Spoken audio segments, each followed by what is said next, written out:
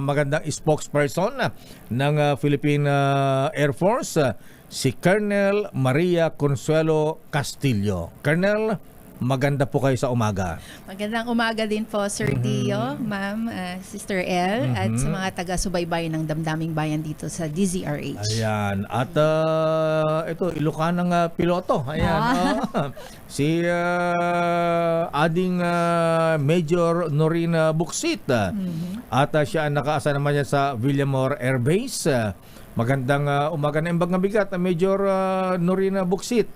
Imbag nga bigat, Met, Sir Deo, at magandang umaga po sa lahat ng tagapakinig at taga-subaybay sa inyong programa. At ikaw naman ang magpakilala sa kay Major. Ayan, Yes, at makakasama din natin Lakay. PM Ayer. Yes, ano ang mga pinapalipad niya, Lakay?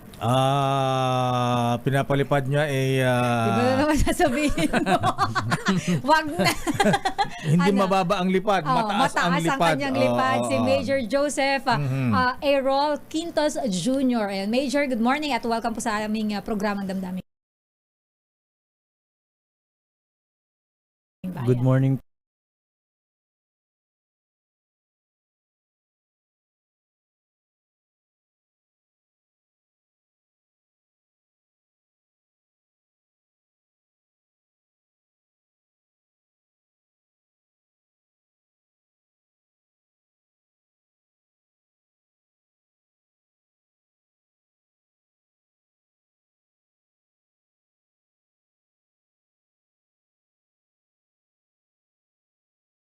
Po Sister L and Sir Dio at sa mga taga-subaybay po ng DZRH, magandang umaga po sa ating lahat. Fighter jet yata ang pinapalipad ni Major. Ayan. Talagang gusto mo fighter jet, ano? Pelikula kay pangarap mo yon. Yun ang ambisyon ko noon Ayan. Kaso? Kaya lang wala, janitor ang binagsakan. Anyway, mga ambisyon ng araw, kaya lang mahirap kasi kaya mag-aaral ka sa sa flying, Sister L. Ayan, Medyo expensive. medyo mahal. Ayan.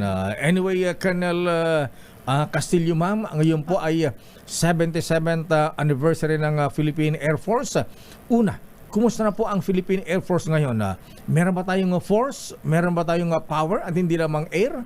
Definitely, sir. Meron pong force ang inyong Philippine Air Force, sir. Bali, sir, magsa-celebrate po kami ng aming 77th anniversary ngayon pong July 1.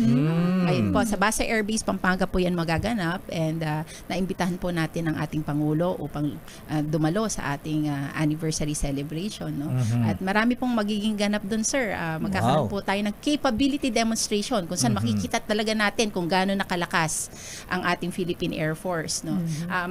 Kakaroon po tayo ng capability demonstration kung saan magkakaroon ng scenario na meron tayong territory na nasakupan ng mga kalaban at i-recover po natin yung teritoryo na yun using our air assets, sir. Ayan, kaya bang i-take over yung pogo sa Bamban at saka sa Porang? Yes, sir. Makikita po natin doon yung lakas ng ating mga fighter aircraft, ng ating mga attack aircraft for airstrike missions. Pati na rin po yung pag-i-insert ng mga tropa through our, yung pong tinatawag na fast rope insertion, sir, using our Black Hawk helicopters. Yes, sir. Pati UAVs po natin, mapapakita natin kung paano gumagawa ng intelligence, surveillance, and reconnaissance. Anong po. AVs? UAVs po. UAVs. Unmanned aerial vehicles. Drone. Yes, sir. May Drone. drones na rin po tayo, sir. Hindi ba kayang i-hack ng mga taga-pogo yan? Baka mamaya ma-hack yan biglang hindi lumipad. O kaya i-divert sa ibang lugar. Siguro Lakay hindi naman. Yung mga fighter jets natin, mga drones natin, meron bang anti-jamming device yan? Kasama na rin po yan sa systems natin, sir. Ganun Yes, ba? Oo, kasi yan ang kinakatakot natin. Alam mo, ang giyera ngayon, Sister L, hindi na ngayon Yes, sir. cyber war na ngayon. Anong tawag niyan? More on nakadepende na tayo sa pag-evolve ng technology, Lakay. Ayan, oo. Bago natin kausapin itong mga fighter jet pilot natin at saka Black Hawk Down, Black Hawk helicopter. Yan kasi naalala natin yung pelikulang Black Hawk Down. Ayan, movie. ayan. Una-una kumusta ang capability ng kasi sabi na nun, kinakantyawan ng Air Force, kawawa ang Air Force natin, puro air lang, wala nang force. Ayan, kumusta po ang marami, lalo na pagka nakita mo sa mga social media, ikukumpara ba yung armaments ng China at saka Philippines, oo, America, maraming Russia, nga gano'n. ganon. Yung sa atin, sa kanila, daan-daan tayo, mabibilang yata sa daliri. Ayan. Ilan po ang fighter jets natin, cargo Yes, sir. planes at helicopters. Hindi ba confidential na Yes, sir. confidential yan, Colonel Castillo? Masasabi lang po natin, parami ang ating mga air assets. In fact po ngayon, sir, more than 30 kinds of air assets na po ang meron ng Philippine Air Force. Wow. Meron na po tayong mga fighter jets, meron na po tayong mga aircraft for maritime patrols, cargo airlifters. Lumalakas na rin po ang ating mga helicopters. Dati po mga UH-1H, pero patuloy pa rin naman po natin ginagamit, pero mas pinalakas po tayo ng mas malalaki at mas mabibilis na Black Hawk helicopters. No, tapos parami rin po ng parami ang ating mga attack helicopters and fixed wing aircraft, mga bagong dating, and of course yung mga gamit din natin for intelligence, surveillance and reconnaissance. Both manned and unmanned aircraft meron na po tayo. Search and rescue helicopters, sir, lumalakas din po. In fact, sir, kasama po natin dito ang isang piloto natin, search and rescue helicopter pilot, at siya po ay isa sa mga gumaganap ng mga heli-bucket operations natin, sir, against forest fires ng mga recent po nung summer, di ba? Sa Itogon, sa Iriga po. Yan po, siya po isa sa mga piloto natin na pumuksa sa mga apoy dun sa forest fires natin. And then for cargo airlifters, kasama po natin dito si Major Quintos na isa sa mga, actually siya ho ang squadron commander ng ating fleet ng C-295. Batang-bata. Batang-bata. Commander, oh. Gamit po natin, sir, yan for Parang high school maritime lang po. patrol. Pero Colonel Maria Consuelo Castillo, ma'am, yung mga kumusta po, napag-uusapan natin ang puwersa ng Philippine Air Force, kung ano na yung mga innovation, of course, sumasabay na din tayo kahit paano, kahit kinukumpara tayo sa ibang bansa, somehow nag-i-evolve, lumalakas din. So ano po ang mga accomplishments naman ngayon ng Philippine Air Force na maipagmamalaki natin? Kasi syempre kailangan malaman ng publiko na kayo ay may ginagawa. Tama po, sir. Ma'am, yun nga po, tulad ng nasabi ko, dumadami na pong air assets natin. So yung capability natin lumalawak din, no? Both for territorial defense, yun po, pinapalakas natin. Meron tayong mga different aircraft for territorial defense to monitor ang ating territorial waters, to include areas of our exclusive economic zone. Yan po yung mga nagaward ng ating airspace. Of course, sinusuportahan po yata ng ating radar system. Meron na din po tayong mga radar system, at the same time, meron din po tayong mga mobile radars na rin na na-acquire. At the same time po, yan po, patuloy po ang ating suporta sa focus military operations. Nandiyan po ang ating mga helicopters and fixed wing na nagde-deliver ng airstrike kapag kinakailangan ng ground forces. And then at the same time, search and rescue operations, patuloy po. Ang ating cargo airlifters nandito rin. And yun po, on the ground naman po, patuloy din po nating pinapalakas ang ating puwersa, no?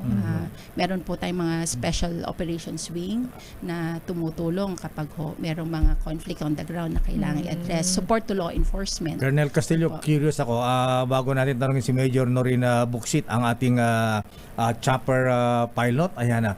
Kasi nung bata ako na mesmerize, na amaze ako dun sa kasi merong dalawang piloto sa amin sa Pinili, Ilocos Norte. Ayan, si Manong General Rolly Espel at si Colonel Stanley Pagdilaw. Abay, piloto ang mga yan. Pag nga nag-train sila nung araw, alam namin sila yun ha. Dahil umiikot doon sa amin sa Pinili, Ilocos Norte. Pagka yung basing ba ang tawag doon kung magpalipad halos awot na doon sa puno ng nyug. Buti hindi sumasabit lakas. Kaya ang gagaling nga yung part ng training nila yan. Ayan, anyway, baka siguro ilang minutos lang from Basa Airbase hanggang Ilocos. Sa sobrang bilis lakay. Nandun na. Ayan. So, ang tanong ko, ito yung tinatawag na Blue Diamond nung araw. Ito yung mga best fighter jet pilots natin. Buhay ba ang Blue Diamond, Colonel Castillo, ma'am? Sa ngayon po, wala na po yung Blue Diamonds. Mga FA-50 aircraft po natin dati yan. No? Ganun ba? Pero ngayon po, lumalakas na rin naman po ang ating ba't nawala fighter yung blue? capability. Meron na po Baka tayong naging copper na lang yan. O kaya May mga Silver F-50s na. po tayo. Aha. Opo, kasi napakatagal po nung panahon na wala ho tayong fighter aircraft, no? Pero nung 2015 po, nagkaroon na po ulit tayo ng mga fighter aircraft. At ngayon po, hopefully, mas dumagdag pa sa suporta po ng ating gobyerno. Hopefully, magkaroon pa po tayo ng additional multi-role fighter aircraft. Ilan ang fighter jets natin ngayon? Sa ngayon po, may 12 po tayo. Ito yung made in Korea. Ayan. Yes, sir. Korean aircraft po ang FA-50s natin. Hindi naman flying coffin sa mga yan. ha? Of course not, sir. Yes, sir. Magagaling po ang ating mga pilota, ang ating mga maintenance Yes, personnel. Si Major Norina Buksita, Major, apay apo nga kwa, helicopter ti imamanehon, ba't mas ginusto yung yung chopper kesa fixed wing, mga fighter jets?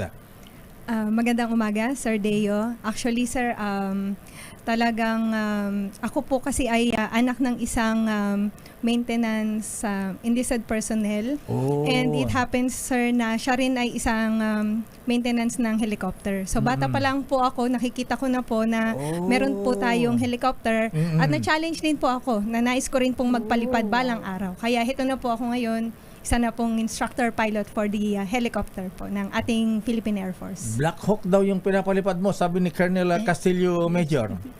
So far po, ginagamit pa rin po natin yung mga UV-2 at Super UV helicopter natin na siya pong ating ginagamit sa mga fire suppression operations.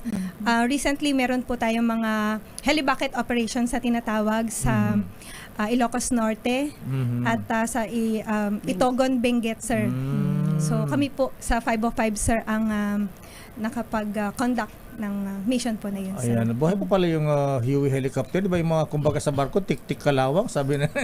Yung mga ginamit ng Vietnam War, di ba? Yung mga ganyan. Baka ito naman Matitibay. matitibay. Talagang iba yung kalidad. Hindi, tsaka ang pyesa yata ng Huey helicopter, pagka nasiraan ng pyesa, pwede kumuha ng pyesa ng Toyota. Bakit Toyota? Madali ang pyesa. Mabilis hanapin, Lakayo. Ayan. So, anong challenge sa Major Norina Buksita ang pagiging helicopter pilot? Di ba mahirap yan? Kumbaga sa fixed wing? Yes, sir. Basically naman, sir, sa mga pagsasanay na aming kumbaga na-undergo at naibigay ng ating hukbong himpapawid ng Pilipinas, masasabi naman po talaga namin na we are very equipped sa lahat ng skills na kinakailangan sa kung ano man po yung mission na maibigay po sa amin. So nagpapasalamat din kami dahil patuloy po kaming ginagabayan at tinitrain ng ating Philippine Air Force para mas lalo kaming maging capable na magbigay po ng serbisyo sa ating mga kababayan. Attack helicopter, gumagamit ka rin yun, Major? So far, sir, ang 505 Search and Rescue po natin ay nakafocus po sa mga search and rescue missions. So, sa Search and rescue. yes po, ma'am. Hindi ka pa na-assign doon sa mga sumasabak sa laban na may mga missile yung helicopter mo? Hindi pa naman. Hindi pa. Kasi nakita ko si Sister El pagka si Major Norin Buksit ang pilot ng attack helicopter. Baka hindi niya mapindot yung yung button nung button nung yung missile. Pang-missile. Kayang-kaya niya yun, Lakay. Matapang yan, sir. Matapang ba? Matapang. Tsaka Ilocano, Lakay Ayan. Si Major Joseph Quintos. Ayan, Major Quintos ay yung bang pinapalipad mo baka nagpalipad ng cargo plane si C-130 nakapag-sabi dito sa background mo na nagpalipad ka rin ng mga Fokker F-27. Di ba mga Fokker 27, di ba mga fighter jets ang mga ito? Magandang umaga po ulit, Sir Deo. Morning, Major. Ang Fokker F-27 po ay isa rin pong uri ng transport plane. Transport plane pala yan. Kaya po nito magdala ng hanggang 30 po na personnel. At nagagamit pa rin po natin ito sa mission na kinakandak po namin. May sinakyan akong C-130 plane nung reporter ako kasya ng ilang truck Ayan. Ilang 6x6. Tas nakatayo ka, Lakay. Nakaupo naman sa gilid. Ayan, minsan nakatayo. Ayan, may taling hahawakan kang ganon. So, hindi ka nagpapalipad ng malalaki, Major Quinto, sir, yung kaya magsakay ng mga ilang trucks, 6x6? Yung C-130 po kaya po magsakay, Sir Deo. Ang pinapalipad ko po ngayon ay ang CASA C-295 po. Ito po ay isang bagong aircraft ng Philippine Air Force. Galing po ito sa Spain. Newly acquired po ito noong 2015 at meron din pong dumating noong 2021 po. Ito po ay napakagandang eroplano para sa atin dahil kaya po nitong mag-take off at landing sa maliliit na runway. Oh. At kaya din po magdala nito ng 8,000 tons na mga cargos at hanggang 71 po na personnel ang kaya nitong dalhin. So maganda. Laki. pwede pa tayo maglagay ng runway doon sa BRP Sierra Madre. Ayan, pwede ka lumanding doon. Tapos palandingin natin. O si Major Norina Buxit. Ayan, ba't nga pala di ginagamit Colonel Castillo, Mama? Yung alin Ang air access natin sa paghatid ng Sa resupply supply mission sa BRP Sierra Madre. Ba't di kayo ginagamit? Nakahanda naman po ang Philippine Air Force for that. In fact po, sir, di ba recently, mga napapabalita, nagkakaroon tayo ng mga aerial drops. Mga recent ho, mga Navy aircraft ang ginamit. But anytime po, soon. O nga pala Navy, may mga ano rin sila, may mga Yes, sir. planes, helicopter din sila. Yes, Ano sir. ha? But anytime soon po na kailanganin, force provider po ang Philippine Air Force, we're ready to conduct aerial drops po. In fact, sir, nagdi-develop din kami ng bagong capability kung saan guided na po with guided precision airdrop system, yun ang tinatawag natin, or GPADS, na nagtitrain po yung ating mga personnel kung paano mag-drop ng Sakto doon sa nasakto drop na point. po doon sa drop-off point, no? Kasama po yan sa mga naging trainings natin recently in Balikatan.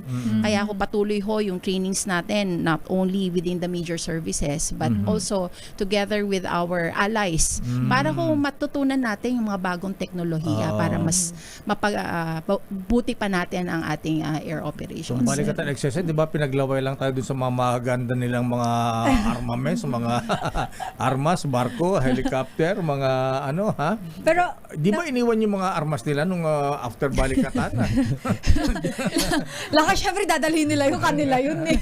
Pero Colonel, ma'am, ang Philippine Air Force po ay kayo ay nabanggit nyo po kasi yung Balikatan. Mayroon po kayong mga sinalihan na mga joint exercises recently. Yes, So, ma'am. kumusta po ang naging natin dito, participation ng Philippine Air Force? Yes, ma'am. Actually, hindi lamang Balikatan, no, kung saan nakilahok ang Philippine Air Force. Nagkaroon po tayo ng mga bilateral exercises po with the United States Air Force. Yung pong Hope Thunder. Actually, nagkaroon po tayo ng dalawang iteration noong pong Abril. At ito po, ongoing po ngayon yung second iteration natin. Every year po kasi natin itong kinakonduct. No? So, dito ho ay sa more on fighter operations po yung naging training natin in the air. And then for this iteration, yung second po, ang training po natin large force deployment. Ibig sabihin, nagkakaroon po ng mga subject matter expert exchanges. Tinuturuan po tayo ng ating counterparts kung paano conduct at mag-prepare for large force deployment. Kasi po in preparation po to sa isang napakalaking event na sasalihan natin.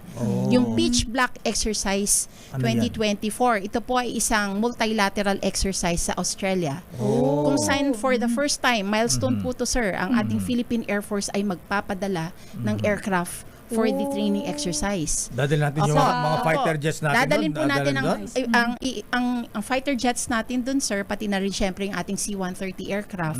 Kasi yan po yung magdadala ng mga equipment tsaka mga support personnel.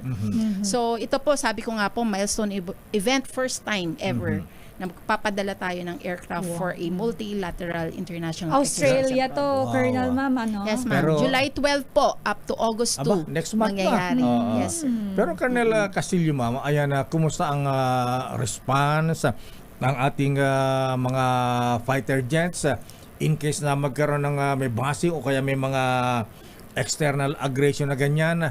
Gaano kabilis ang response na ating Philippine Air Force fighter jets halimbawa? Kasi dun sa Taiwan, Sister L, pagka may mga umikot-ikot dun na kalaban dun, Recently nga lang. ang bilis ang response nila, minutes lang, palipad din sila. Ha?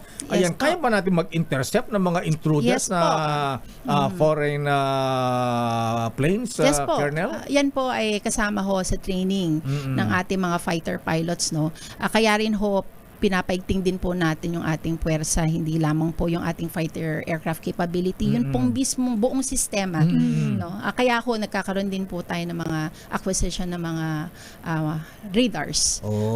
Not para only fixed ma-detect. radar but mobile radars para ho kahit saan mang area magkaroon ng intrusion, madali po nating ma-detect at ma-intercept kung ano man po itong mga intrusions na to. And of course, sir, nagpapasalamat po tayo sa ating pamahalaan dahil bukod sa nasuportahan itong mga modernization projects natin, hopefully, sir, soon magkakaroon pa ho tayo ng mas maraming fighter aircraft at mas maraming radars para mas maging comprehensive po yung monitoring natin ng ating airspace. Yung bang radar natin na monitorin natin, Colonel Castillo Mama, pagka may intruder ba? Gaano halimbawa, kalayo? Bago pumasok sa ating airspace, halimbawa, nandun sa Batanes, nasa Benham Rise, o kaya Yes, nasa basta dulo labas na. ng EEZ natin, kaya pa nating mag-response maradar. Yes po. in how many minutes? Kaya nga po, yun po yung patuloy nating dinidevelop na system para ho mas mapabilis yung response natin. No? Nagkaroon din po tayo ng acquisition nitong GBADS, yung Ground-Based Air Defense System. Kasi layers yan, sir. Kung minsan nasa malayo pa, dapat namomonitor na ng ating fighter aircraft na intercept. Pag magkaroon pa po ng pagkakataon na makapasok po within our territorial waters and within our Airspace. land area, meron po tayong mga ground-based air defense system na kaya din pong mag-intercept at mag-neutralize ng mga intrusions sa ating teritoryo. Buti narinig natin mga ganito, sister. Akala natin pagka inatake tayo, manonood na lang tayo. Meron pa rin capability din Yes, pala sir. na mag-intercept na Yes, ganyan. sir. Pati cyber defense capability natin, sir, Ayan, pinapaiting cyber natin. defense. Cyber In dahil fact, kaka-establish lang po nung ating cyber defense wing nito lang pong nakaraang taon. Anong role ng cyber defense? Of course po, yung challenges natin on cyber security, yan po yung pag-intercept ng mga different intrusions po. At the same time, yung command and control capability rin natin na di-develop natin. Kasi ngayon talaga ang labanan na ngayon sa cyber Yes, di ba? At the push of a button, kahit walang Yeah, physical aircraft yung na nga po, dumating dito, ma-intercept nating systems, di ba? Yung computer systems natin, Ayan, ma-intercept nila. Kaya laking bagay lakay Meron pala tayong capability ganyan. Akala natin, Apo. kaya tuloy napapaisip ko ni sister nung Independence Day. Ba't wala malang pinapalipad na fighter jets? Nasanay tayo pagka-Independence Day Merong nun, lumilipad. May mga flyby ba na nagpapalipad ng fighter jets? May kulay red, white, and blue. Mga ganyan na usok, mga ganon. So talaga bang ay yung ilantad yung ating Air Force natin, air capability natin, kaya walang mga ganyan. Tahimik lang. Yes, sir. Actually, sir, mga nakaraang mga anniversary celebrations ng AFP, may mga flyby naman. ganun ba? Siguro kung minsan lang Ba't di talaga ko hindi naiimbitahan? favorable ang weather.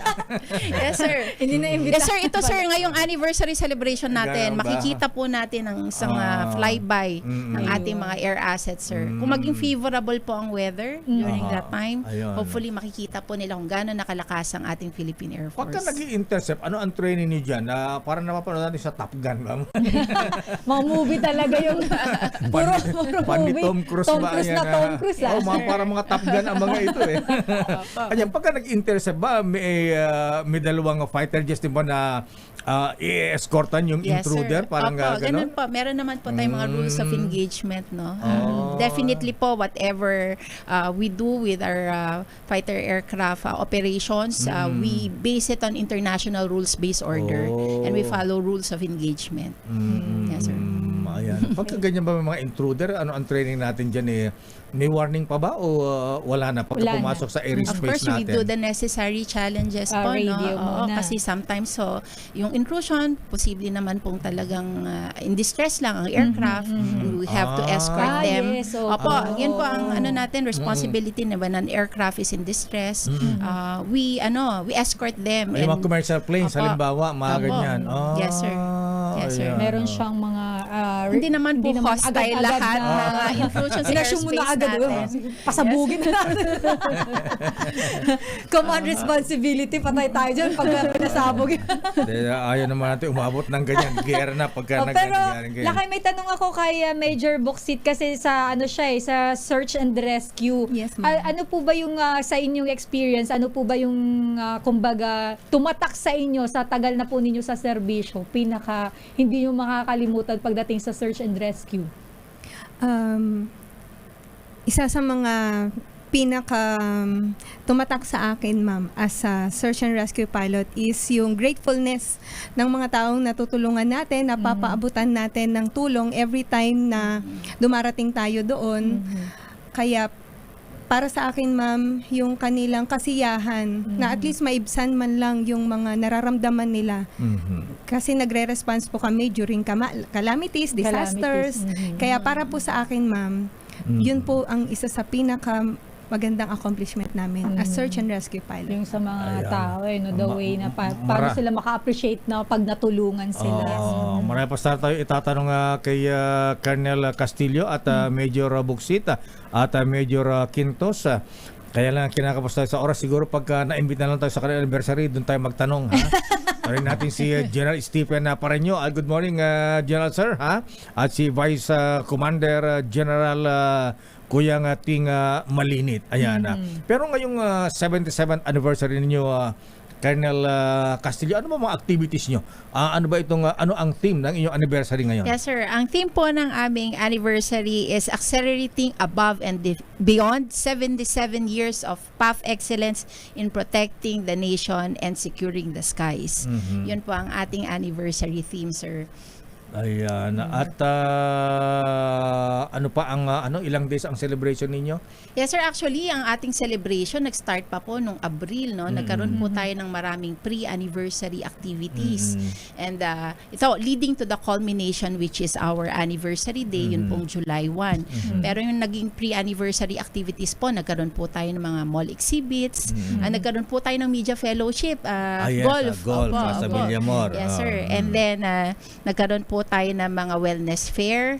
Yes, sir. And nagkaroon pa po tayo ng mga tree planting natin and bloodletting activities, no, para makatulong din sa ating mga kababayan. Yung sinasabi ko pong Independence Day ride, isa rin po sa mga bago naming naging pre-anniversary activity kung saan yung mga motorcycle enthusiasts, na mga active, retired Air Force and AFP personnel, pati po mga civilians. Kasama po yung vlogger natin na si Miss Jet Li, na actually nag-a-apply na maging reservist, no?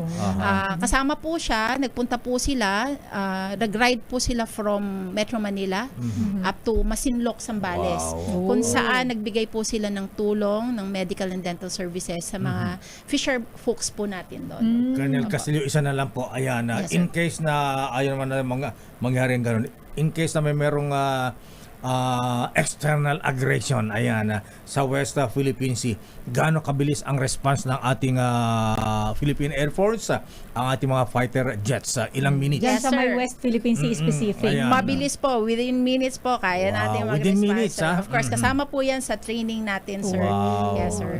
Yes, sir. So At West Philippine Sea, opo. kasi doon po ang magulo ngayon eh. Yes, sir. Makakaasa po kayong laging handaan yung Philippine Air Force whenever called upon to respond. At kasama po yan sa patuloy natin na training, not only within the major services, but kaya po tayo patuloy din nagte-training with our allies. So 24/7 walang tulugan ang mga piloto natin. Yes, sir. We are capable to operate night and day, sir. Wow. That's your Philippine Air Force of the Pero day. lakay ako last na lang bago tayo mag-break. Kasi may mga interesado maging reservist. Mag-apply Paano sa mag-apply maging reservist at ano-ano po ba yung qualifications? Para gusto mong maging LTCOL. Ayan, Hindi sige. Hindi ko kaya yun. Alam ko yung kapasidad ko. So ano po yung mga requirements natin Yes, sir. doon, Colonel Ma'am? Ma'am, sa tingin ko qualified kayo. Basta you are between 18 to 65 years old. Pwede pa po kayong mag-apply bilang reservist. Basta ho kayo ay isang Filipino citizen, of course. And masatisfy nyo po yung mga medical and physical requirements po to get into the Philippine Air Force Reserve Corps. At of course, dapat meron po kayong puso, Puso. at dedikasyon Ayan. para magsilbi sa ating Naku, maraming bayan. puso yan. Dala-dala ang puso niyan. Puso hanggang dito. Yes, ma'am. Just visit po our Philippine Air Force Facebook page for the details, not only for reservist applicants, but also yung mga Regular, aplikante natin for regular Gusto soldiers talagang po. maging Opo, iniimbitahan po namin kayo na mag-follow ng aming Philippine Air Force Facebook page. Ayun. Colonel Maria Consuelo Castillo, ma'am, maraming salamat po. Ang Chief ng Air Force Public Affairs Office and PAFA spokesperson, Major Norin Buxit. Ayan, single pa pala si Major. At Major Joseph Errol Quintos Jr. Abay, taga Tuguegarao, Cagayan pala ito. Ayan, Squadron Commander ng 221st Airlift Squadron. Ayan. Maraming salamat po at regards and congratulations kay Commanding General Lieutenant General Stephen Pareño at kay Kuyang Sir Knight, Vice Commander Major General Agustin Ting Malinit. Yes, Colonel, sa mga taga-Philippine Air Force, mabuhay po kayo at nakatuwang malaman na meron palang force ang ating Philippine Air Force. Hindi lamang air. Ayan. May force na may power pa. Yes, Ayan. at congratulations po and of course happy anniversary Yes. at sana lakay mas lumakas pa ang Philippine Air Force. Ayan. Thank you very much. Good morning and happy anniversary. Damdamin.